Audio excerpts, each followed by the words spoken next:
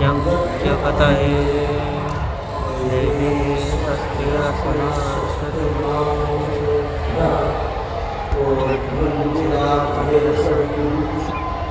शन्नोऽस्तु प्रदेशं चतुष्पदे ॐ शान्ति।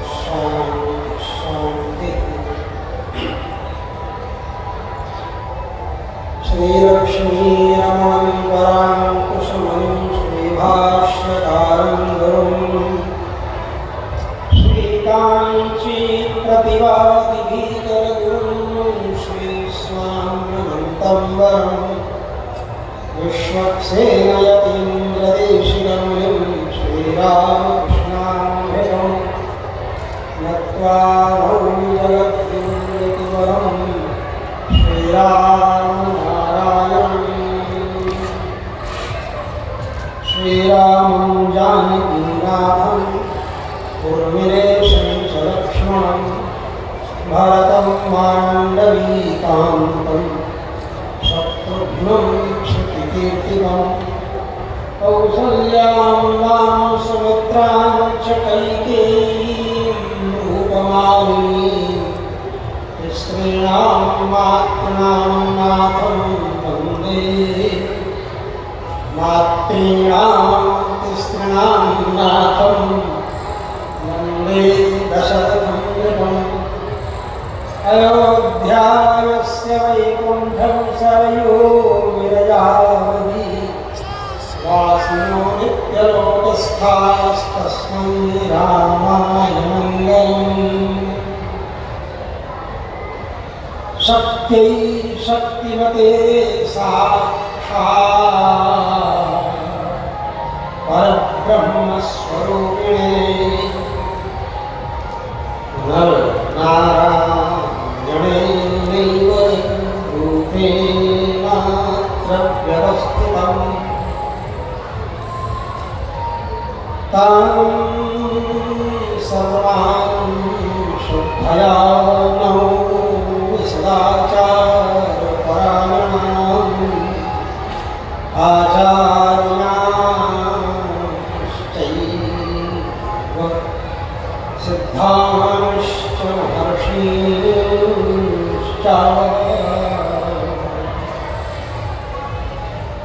सत्वदाम्। भगवान श्रीमन्नारायण परब्रह्म परमात्मा सर्वेश्वरेश्वर सर्वांतर्यामी अघटित घटनापतियान श्री अयोध्यानाथ भगवान हम सब लोगों के लिए, मनुष्य मात्र के लिए अपने जीवन को इस तरह जीते कि जितने भी लोग हैं वो उससे सीख सके। कहीं कुछ भी संसार में करते तो वह जगत के कल्याण के लिए ही करते।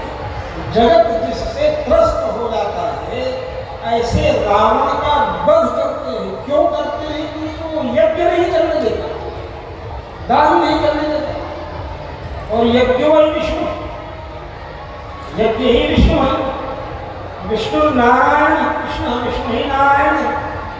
नारायण ही राम जी है, नारायण ही कृष्ण जी है। साक्षात भगवान शब्द से हम जिसको कहते हैं उसके भगवान लाभ और हमें बताया हमारे जो स्वरूप साक्षात वेदों का प्रैक्टिकल अगर कहीं देखना है तो भगवान श्री राम के चरित्र में ही वेद पूरा का पूरा प्रैक्टिकल होता है। वैदिक सिद्धांत अक्षरशः वर्णाश्रम धर्म का पालन, वैदिक सिद्धांत के अक्षरशः वर्णाश्रम धर्म का पालन अपने किसी अवतार में भगवान करते हैं पूर्णतः, तो वो श्री रामावतार सारे जगत को दिखाते हुए न केवल वैदिक सिद्धांत का पालन स्वयं करते हैं, अगर कोई उसका पालन करने वालों को सताता है रावण के रूप में तो उसका भी संहार। ये भगवान श्री राघवेंद्र सरकार यज्ञ को नष्ट करने का षड्यंत्र करने वाले, यज्ञ को नष्ट करने वाले राक्षसों का संहार करते हैं और भिन्न भिन्न रूप में बड़े बड़े लोग जो विद्वान भी हैं वो भी यज्ञों में पता नहीं किस बात पर भड़क जाए, क्या हो जाए, कहाँ उपद्रव हो जाए, कुछ हो जाए, कहीं किसी को भड़का ही नहीं, तेरे क्या रखा है, वहाँ जाने से कुछ नहीं है, फालतू भरने का है, बिजनेस हो जाता है। ऐसे लोगों से सावधान रहना चाहिए, नहीं तो कहाँ कब कौन सा छेद करके और नाव डुबो देंगे। इस बात को श्री महर्षि वाल्मीकि जी के श्रीमद् रामायण में श्री राजा दशरथ जी महाराज जो वशिष्ठ जी को बुलाकर यज्ञ करने का अपना संकल्प दोहराते हैं कि हमारी इच्छा है, सुकार्थम हयमेधेन किमर्थम न जाम्यहम्, पुत्र के लिए हयमेधेन मतलब अश्वमेधेन, अश्वमेध के द्वारा कौन मैं यज्ञ करूं, ऐसा सोचिए। और यह सोच करके वशिष्ठ महर्षि से परामर्श किया और उस समय कहते ठीक सावधानी पूर्वक यज्ञ होना चाहिए।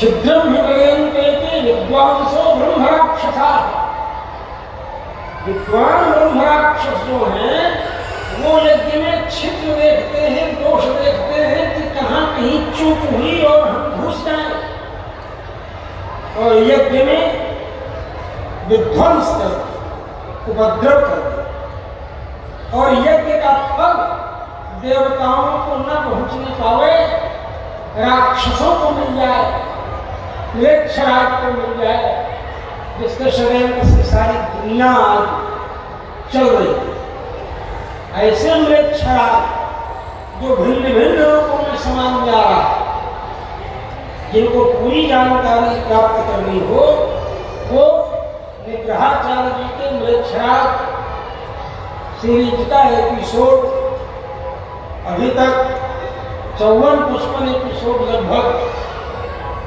बन गए।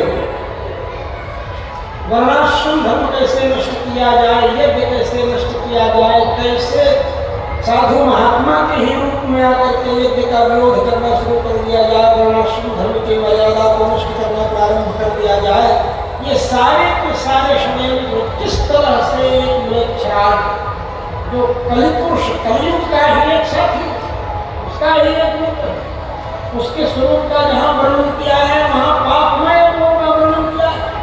जैसे पाप पुरुष कहता है सीधे सीधे द्विजाति हत्या मूर्धान मदिरापान रोचन परस्ती दत्तृकाग्र, ये सब हमारे अंदर भिन्न भिन्न पाप।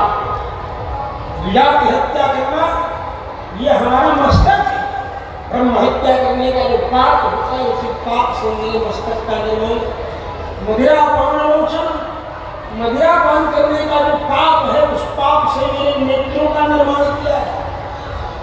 परस्त्रीगत विट्टाग्रम, हमारी किडनी का अग्रभाग जो है वो परस्त्री गमन जैसे पाप के द्वारा निर्माण हुआ। पाप पुरुष ऐसा पाप और वह हमारे वर्णाश्रम धर्म को नहीं पाते हैं। हम सोचते समाज सुधारक है, नहीं समझ पाते कि इस तरह ये षड्यंत्र पूर्वक म्लेच्छराज के माध्यम से चल रहा है।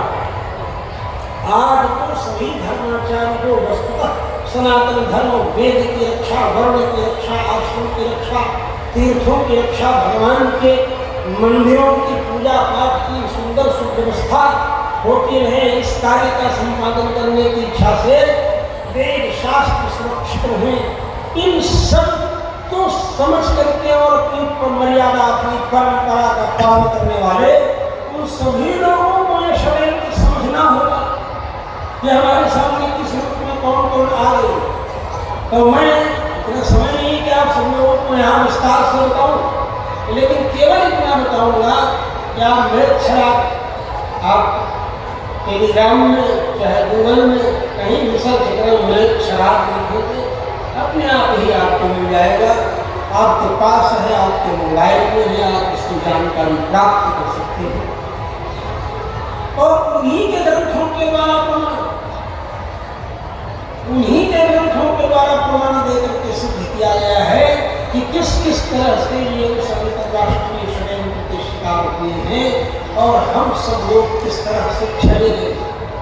तो भगवान श्री राम का अवतार यज्ञ के माध्यम से हुआ और भगवान श्री राम कहते हैं कि चातुर्वर्ण्य व्यवस्था को हम सुरक्षित रखें। भगवान के लिए महर्षि वाल्मीकि स्वयं कहते हैं कि चातुर्वर्ण्यम लोकानां स्वे स्वे धर्मे नियोक्ष्यते। भगवान श्री राम संसार में ब्राह्मण क्षत्रिय वैश्य शूद्र इनके चारों वर्णों के जो कार्य हैं उन कार्यों में नियुक्त करने वाले। अब हम वाल्मीकि रामायण का पारायण करते हैं तो उसमें लिखा है कांड के अंत में कि बलम विष्णु प्रवर्धताम, भगवान विष्णु का बल बढ़ता है वाल्मीकि रामायण का पारायण करने से। क्यों बढ़ता है भाई? वो सोचते हैं कि हमने श्री राम के रूप में वेदों के समस्त सिद्धांतों का पूर्णतः पालन करते हुए वर्णाश्रम धर्म को जिया है, इसलिए वो प्रसन्न होते हैं उसका बने। यह होता है आपका कोई दिव्य वक्तव्य हो और खूब वायरल हो जाए और लोग आपसे आकर के कहने लग जाए कि आपका वह वक्तव्य बहुत वायरल हो स्वामी जी, तो आपको कितनी प्रसन्नता हो, आपका बहुत हो जाए। तो भगवान विष्णु का बल इसलिए बढ़ता है कि वो सोचते हैं कि हमने वास्तविक रूप से अपने जीवन को जिया है, क्योंकि निश्चित में वास्तव रहा सांसें चलेंगी तो जीवन रहेगा और हमारी सांसें ही वेद है और वेद के सिद्धांत का अगर 24 कैरेट 100% अगर हमने पालन किया किसी अवतार में वर्णाश्रम धर्म की व्यवस्था के अनुसार तो श्री रामावतार ने पालन किया। इसलिए एवं एक प्रावृत्तम आख्यानम भद्रवस्तुः प्रव्याहृतं स्प्रद्धं बलं विष्णोः प्रवर्धताम्। बल बढ़ता है। और अगर कोई गृहस्थ है और गृहस्थ की पत्नी की प्रशंसा सारे लोगों में होने लग जाए तो उसको कितनी बड़ी प्रसन्नता हो। हमारे रंगनाथ भगवान जो रामचंद्र जी महाराज हमारे ठाकुर जी राजा धीराज राम जी के कुल देवता थे जो रंगनाथ भगवान, उनके आशीर्वाद से पूरे स्वामी जी को 2 पुत्र हुए। उनके प्रसाद सेवन करने से वेदव्यास भट्ट और पराशर भट्ट उनका नाम रामानुज स्वामी जी ने रखा, क्योंकि रामानुज स्वामी जी ने यामुनाचार्य जी की जो 3 उंगलियां मुड़ी थी उसमें एक प्रतिज्ञा जो किया कि वेदव्यास जी ने और पराशर महर्षि ने जगत पर बहुत बड़ा उपकार किया है, इसलिए इन 2 महापुरुषों के नाम से हम 2 विद्वान महापुरुषों का नाम रखते।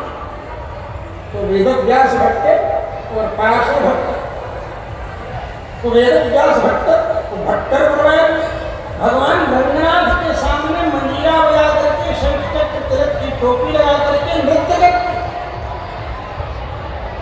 भट्टर। और वो न्याय व्याकरण वेदांत के इतने चुड़ाए विद्वान, जैसे महरकोटा में अलग श्री राम शर्मा आचार्य के न्याय व्याकरण वेदांत सर्वतंत्र स्वतंत्र है, लेकिन मंजीरा लेकर के भगवान संपत कुमार के सामने जाकर के ऐसे बजा करके और उसके बाद भगवान को ले लेते हैं। रसोई बनाने वाले जो शरीर नारायण स्वामी जी कुंडल खीरा में भोजन करते हैं, वो व्याकरण वेदांत के इतने प्रखर विद्वान है कि जब शास्त्रार्थ प्रारंभ होता है तो सुनते होता है। मतलब ज्ञान मंडप के रूप में मेलकोटे को कहा गया है पूर्वाचार्यों के द्वारा। वहाँ ज्ञान मंडप इसलिए कहते हैं कि वहाँ रसोई बनाने वाले, पूजा करने वाले, भगवान के सामने नृत्य करने वाले भी न्याय व्याकरण वेदांत मीमांसा के प्रकार में विद्वान ऐसे ठाकुर। और भोग मंडप जो है वो रंगनाथ भगवान श्रीरंगम, वहाँ भोग पर भोग, भोग पर भोग, निरंतर भोग ही लगता रहता है रंगनाथ भगवान। क्या बात। और पुष्प मंडप के रूप में फिर दूसरी बालाजी है जिनको हाथीराम बाबा ने दुनिया के सामने प्रकट किया। कौन जानता था बालाजी? तो हाथीराम बाबा हमारे दिगंबर अखाड़ा के साथ, और उसमें भी हमारे नागौरिया पीठ में जाकर नागौर में रहने वाले पौहारी बाबा जी, ऐसा पीठ वाले, उन पौहारी बाबा जी के साथ उसमें परंपरा में हाथीराम बाबा उन्होंने बालाजी को प्रकट किया। बोले भगवान को मतलब समाज के सामने, तो फिर लोग जानते नहीं क्या था जाने, और भगवान हाथी बन गए। हाथीराम बाबा कैसे हाथी कर करके हाथीराम ऐसे थोड़ा अपना गन्ना खाना कहानी तो मालूम हो गई हाथीराम बाबा। ऐसे महापुरुष हम लोग उस परंपरा में, श्री वैष्णव परंपरा देखिए, स्वामी जी बैठे हुए हैं, हम लोग हैं, रामानंद स्वामी जी ने, हम लोगों की ऐसे सिद्ध संतों की परंपरा रही है जिन्होंने अपने टकसाल के बल पर भगवान के साथ चौपड़ खेला है। आगे हम बाबा भगवान के साथ चौपड़ खेलते, ऐसा हम लोग खाते हैं, इस पर गौरव होता है। भगवान के यहाँ जाना है इसलिए ऊपर की तरफ एरो मार कर आए, चाहे हम लगाए, चाहे ये लगाए, चाहे सब ऊपर गया और ऊपर खाने में क्या जाना है हमको भगवान स्वयं कहते हैं भक्त्याभ्यस्तुरन्य, अन्य भक्ति के द्वारा भगवान मिलेंगे ना। सतभतरी को ही भगवान मिलते हैं, हमारे यहाँ एक शब्द है सतभतरी, सतभक्ति, तो उसको नहीं मिलते। नौ घर का मामा भूखा ही रहता है, कहा वो सोचते तो वहाँ खा लिया होगा, वो सोचते तो वहाँ खा लिया होगा, वो सोचते तो वहाँ खा लिया होगा, भूखा रह जाता है। तो ऐसे आचार्य अपने जीवन में जब भगवान के चरणों में तुलसी दल चढ़ाते, तो भगवान के चरणों में तुलसी को चढ़ा करके नाम से स्मरण करते हुए समर्पण करते, और उस समर्पण में ही सब कुछ है, वही यज्ञ है। समर्पण का नाम ही तो यज्ञ है। जहाँ यज्ञ हो रहा है आप समर्पण कर रहे हैं, कोई 11,000 दे रहा है, कोई 21,000, कोई 5 लाख, कोई 50,000, कोई 30,000। अभी आपको सुनाई पड़ रही थी देना, यज्ञशाला में बैठ करके पंडित लोग क्या दे रहे हैं, वो यज्ञ कुंड में आहुति डाल रहे हैं, साकल्य दे रहे हैं, विचार करो। हम लोग यहाँ बैठ करके अपनी जीभ रूपी शुरुआत से तुम लोगों के कान में एक एक शब्द की आहुति कर रहे हैं कि नहीं कर रहे? कान तुम्हारा एक कुंड हो गया, हमारी जीभ शुरुआ हो गई, हमारा एक एक शब्द जो है वो तुम्हारे कान में आहुति हो गए। तो क्यों ये आहुति दे रहे हैं भाई? क्योंकि आपने खेत में आहुति किया और उससे अन्न हुआ, और वही मेरे इसलिए कुंड में आहुति हुआ। हर फलाहार जो भी किया एकादशी फलाहार है उसी की आहुति हुई, समझ रहे हो? तो अब उसका परिणाम क्या? पूरा का पूरा संसार जो है यह यज्ञ के रूप में कहा गया है, सारा का सारा भूमंडल यज्ञ के रूप में है। क्यों? क्योंकि यज्ञ द्वारा भगवान ने अवतार लेकर के इसका उद्धार किया। नमस्तस्मै वराहाय निरयोद्धर्ते। आरंभ ग्रंथों में जब भूदेवी की पूजा की जाती है, 12 भगवान का चित्र बनाया जाता है, भूदेवी को तो बनाया जाता है, वीडियो में 12 भगवान को बना गया। तो 12 भगवान उद्धार की पृथ्वी का, तो उनके दांतों में थी, मतलब उनकी गोद में थी एक तरह से दांत, देहों को उठा लिया। और जब भूदेवी का पूजन करते हैं शिलान्यास के समय, मटकोड़ के समय, वही 12 भगवान का स्वरूप बना देते हो। भूदेवी की गोद में भगवान 12 रहते हैं, और 12 भगवान के बगल में थोड़ा बना दिए तो लक्ष्मी 12, मैंने भूदेवी और 12 स्वयं विराजमान हो गए। तो सारी की सारी पृथ्वी को भूल देवी को स्थापित करने के कारण भगवान 12 के द्वारा में स्थापित हुई, भगवान के द्वारा स्थापित हुई ना, दोबारा भगवान ने जब इसकी स्थापना किया तो किस लिए किया, क्यों स्थापना की? इसलिए कि चिंता हो गई थी ब्रह्मा जी कि भाई सृष्टि होगी तो लोग रहेंगे क्या? ब्रह्मा जी को तो चिंता हो गई भाई, बोले कि स्वयं को चिंता हो गई थी कि हम कहाँ रखेंगे बच्चों, और पिताजी कह रहे सृष्टि तो होता है उतना पुस्तका भी नहीं होता है। भारतीय संविधान में ऐसा आजकल काम कर रहा है, दौहित्र का किया कुंड कितना मतलब तीसरी पीढ़ी मिलवा रहा है, पहले पीढ़ी में हमें दूसरी हमारा लड़का तीसरी हमारा और स्वयं चिंता वही भगवान द्वारा अवतार दिए और पृथ्वी को स्थापित किए। तो एक पृथ्वी तो हमारे ठाकुर जी के द्वारा स्थापित की गई, हमारे पुरखा मनु महाराज की चिंता के कारण स्थापित की गई। हम मनु महाराज के लड़के बच्चे आज तक मनुष्य के नाम से मानव के नाम से कहे जा रहे हैं। ये सारी धरती तो हमारी है ना, चाहे इंग्लैंड में हो, चाहे पोलैंड में हो, चाहे स्विट्जरलैंड में हो, चाहे रूस हो, चाहे अमेरिका हो, सारी की सारी धरती को लाने वाले हमारे पुरखा पुनिया और वही सब कुछ है।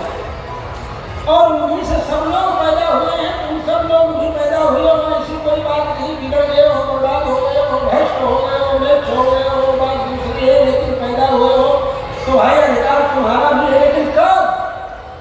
बाप की संपत्ति में बेटे का अधिकार कब? जब बेटा बाप को बाप माने तब ना, जब बापा नहीं मानेगा उसको तो उसकी संपत्ति में अधिकार कहाँ से हो? जब तुम भगवान को नहीं मानोगे, प्रभुजों को नहीं मानोगे, आचार्यों को नहीं मानोगे हमारे, और उपद्रव करोगे और कहने लगोगे कि बहुत बढ़िया है, मैक्स मूलक ने बहुत बढ़िया वेदों का भाष्य किया हो, तो षड्यंत्र की कहा आया था यहाँ इंसानियत का प्रचार करने के लिए कि वेदों को किस तरह से अर्थ बदला जाए और किस तरह भ्रष्टाचार मचाया जाए और कालांतर में इसके दुष्परिणाम हो और लोग चौपट हो, कर्मणा जाति ब्राह्मण बनाते रहे और निर्मला जाति कर्मणा जाति और जो ब्राह्मणों पर अत्याचार हो तो कोई कर्मणा जाति वाला ब्राह्मण नहीं आएगा, खड़ा होगा। और सारा का सारा भ्रष्टाचार, दुराचार और कुरीतियों का ये सब ब्राह्मणों ने किया, ये सब ब्राह्मणों ने किया, इस तरह ब्राह्मणों को गरिया है और यही लोगों के दिमाग में भाग गया। और जब ब्राह्मणों ने वेद बनाया, उन्होंने ये किया वो किया, दुनिया भर की बातें करके वेदों के खिलाफ करना, शास्त्रों के खिलाफत करना, पुराणों की खिलाफत करना, राम जी को मानुष दिला रहा है, कौन सोने प्रसाद मोड़ गया नाम है उसका, तो कोई दूसरा जो है पंचांगे भर रहा है, तो कोई कुछ कर रहा है। तो ये तो षड्यंत्र है ना, ये सब नष्ट हो जाए। और जब तुम वेद मानना छोड़ दोगे, प्रण मानना छोड़ दोगे, स्मृति मानना छोड़ दोगे तो परिणाम क्या हो? ये सब बिगाड़ने के लिए और उसको कहने के लिए कभी दयानंद के रूप में, कभी विवेकानंद के रूप में, कभी भेद भेद लोगों के रूप में आकर के वही बोलने लगे, नई नई बातें बोलने के लिए। और उन्हीं के ग्रंथों को किस किस तरह से बातें लिखी हैं उनके प्रमाण गूगल में तो ब्राह्मण ही नहीं माना जाता, ऐसी बात लिखे अपने स्वयं बताओ। उन्हीं के संस्थान से छपी हुई पुस्तक है और उसी पुस्तक में बात लिखी हुई है और हम आदर्श माने बैठे हुए हैं उसको भी एक से। तो हम समझें तो कम से कम कि कहाँ किस रूप में कौन है और इसकी जानकारी अगर कोई दे रहा है तो उस जानकारी को भी हम प्राप्त करें। तो इसलिए हम कहते हैं हमारी सारी की सारी बातें हम नहीं कह रहे हैं, उनके ग्रंथ नहीं कह रहे हैं। और नहीं भरोसा हो तो गूगल में देख लो, म्लेच्छार सर्च करके आपको सारे प्रमाण मिल जाएंगे, सारी चीजें मिल जाएंगी। इसलिए आप कभी भी कहीं भी बोलो, गूगल में बोल दीजिए म्लेच्छार एपिसोड बाई विद्यार्थ अपने आप आ जाए। कहीं कोई मेहनत भी नहीं करना है, टाइप भी नहीं करना है, माइक खोलने वाला है, बोलना है और देखिए अध्ययन कीजिए, सोचिए। महीना 2 महीना 4 महीना में जितना पढ़ करके ग्रंथों को, इसलिए मैं कह रहा हूँ कि शास्त्र की मर्यादा का पालन करते हुए शास्त्र की रक्षा करेंगे हम तो हमारी संस्कृति सुरक्षित रहेगी। और संस्कृति जब सुरक्षित रहेगी, नस्ल हमारी सुरक्षित रहेगी, हमारा सांकर्य दोष नहीं होगा, वर्णसंकर संतान नहीं होगी, हम शुद्ध रहेंगे वर्णाश्रम धर्म में। तभी कोई श्रीनिवास रामानुजन जैसा गणतव्य हम दे सकेंगे, कभी कोई भाभा जैसा वैज्ञानिक दे सकेंगे, कभी कोई शिवाजी महाराणा प्रताप जैसा महापुरुष शंकराचार्य रामानुजाचार्य जैसा महापुरुष दे सकेंगे, भगवान रामानंदाचार्य जैसा महापुरुष दे सकेंगे। नरसिंह मेहता जैसा भक्त दे सकेंगे, मीराबाई जैसी भक्ति दे सकेंगे, तभी हम दे सकेंगे, ऐसे नहीं दे सकेंगे। जब वो परंपरा चलेगी तभी ये पैदा होगी। नहीं तो आप वर्ण को छोड़ेंगे, आश्रम को छोड़ेंगे, प्रेम को छोड़ेंगे और पहले यही सब कहेंगे कि ये सब जो कर्म करे वही जाति हो गई, वेदों में लिख दिया, गलत लिख दिया, अत्याचार कुरीतियां दुनिया भड़काऊ उपद्रव करते हुए वेदों, पुराणों, स्मृतियों, शास्त्रों के प्रति आपके मन में घृणा पैदा करेंगे, अरुचि पैदा करेंगे, विमुक्षा पैदा करेंगे, एक पैदा करेंगे। और उसके बाद जब आप ऐसे हो जाएंगे, जब नियम धर्म सब छोड़ देंगे, जब एकादशियों को लहसुन प्याज खाएंगे, चाहे अमृत खाएंगे, पंडित जी हो करके, इसी तरह जब करेंगे, जब भ्रष्ट हो जाएंगे तो परिणाम क्या होगा? कुछ नियम नहीं, तो चुटकी में ईसाई बन जाएंगे, हम मुसलमान बन जाएंगे, उनको ईसाई बना लेंगे, मुसलमान बना लेंगे, में कोई परेशानी नहीं। ये बहुत बड़ा षड्यंत्र है आपके शास्त्रों, वेदों, पुराणों, क्योंकि यही तो हमारी खासियत है जिसके कारण हम नहीं मिटे। बाकी तो बड़ी बड़ी संस्कृतियां समाप्त हो गई, तो संस्कृति क्या कहेंगे, विकृति कहेंगे। जिसको कहा था एक बार ने कि यूनान, मिस्र, रोमा सब मिट गए, जहाँ से कुछ खासियत की हस्ती मिटती नहीं हमारी। जब उसको भड़का करके विरोध में नहीं कर दिया गया था तो भारत के, तब तक तो भारत के विषय में इस तरह हो गया। इसलिए बता रहा हूँ कि हमारी इस परंपरा को सुरक्षित कैसे रखा जाए। ऐसे यज्ञ जो हो रहे हैं, इन यज्ञों के माध्यम से विद्वान जुटे, विचार करें कि हमें सभाओं में जाकर के क्या बोलना है, क्या बताना है, क्या अपनी भारत के हिंदू जनता को सावधान करना है कि तुम लोगों के ऊपर एक ऐसा शिकंजा कसा जा रहा है, षड्यंत्र पूर्वक तुम सब लोग स्वयं शायद जाओगे। इसलिए अपने को पहचानो, अपनी परंपरा को पहचानो, अपनी सभ्यता को पहचानो, वर्णाश्रम धर्म को पहचानो। चल दे रहा है, ब्राह्मण की बेटी विधवा हो गई 30 साल की, तो तेरे विवाह करने के लिए आए थे, बातचीत कर रहे थे, हमें से हमने कहा समाज में इसके कुछ है समाप्त कर। हमने कहा आप कैसे ये बात कह रहे हैं, ये कहाँ की बात आप कह रहे हैं? इसलिए बताया कि हम इसको समझें, धर्मशास्त्र की मर्यादा, परंपरा सब कुछ समझें, और जब उसको समझ करके हम लोगों को समझाएंगे तभी हम बचेंगे। और हम लोग जुटेंगे कैसे? यज्ञ के बाहर यज्ञ हो रहा है तो विश्वदेवाचार्य जी महाराज हमारे जगत गुरु जी भी जुटे हैं, हमारे डॉक्टर रामानंद दास जी महाराज भी, राम कथा वाले वो भी जुटे हुए हैं, हमारे बड़े जगह वाले महाराज जी भी आने वाले हैं, हमारे प्रसिद्ध विधाधीश्वर जन्मेजय जी भी आने वाले हैं। मतलब हम लोगों का पूरा कैबिनेट कल जुट जाएगा और फिर हम लोग कैबिनेट के साथ ही मंच पर आएंगे, सब आनंद लिया जाएगा। यही हम लोगों की होली, यही हम लोगों का बसंत है। कहते हैं कि वीरों का कैसा हो बसंत, वीरों का कैसा हो बसंत, कहते हैं ना, कविता लाए थे वो बचपन में पढ़े थे। तो ये हम सब लोग बसंत ऋतु में हमारे राम जी का अवतार हुआ, बसंत ऋतु में ही हमारे राम जी का अवतार हुआ। जब ऋतु का परिपाक होता है, मूर्ख कहते हैं पूर्णावतार में, हम कहते हैं जब सारी वनस्पतियां बसंत ऋतु में पूर्ण परिपक्व हो जाती है, उस समय हमारे ठाकुर जी का अवतार हो। और बचपन से ही पूर्ण परिपक्वता का उदाहरण तो कोई भी व्यक्ति, कोई विरोधी है या नहीं। 350 माताएं हैं, सब अपने भगवान जी के राही को मानती है, सब उसी तरह प्रेम करती है, और सबसे ज्यादा मंथरा में उसी प्रेम करती है। ये नहीं बात, और तो सरस्वती की गई दिया मत फेर, सरस्वती से नहा करके मत फेर दी, लेकिन मंथरा मौसी लगती है, भगवान भी होगा सब रास्ते। इसलिए हम बता रहे हैं आपको कि यज्ञ के माध्यम से हम सब लोग जुटे, यज्ञ के बहाने आप लोग यहाँ कथा सुनने आए, और इसीलिए हम बता रहे हैं कि यह यज्ञ सुरक्षित रहे, भविष्य में भी होता रहे। इसलिए हम ये समझें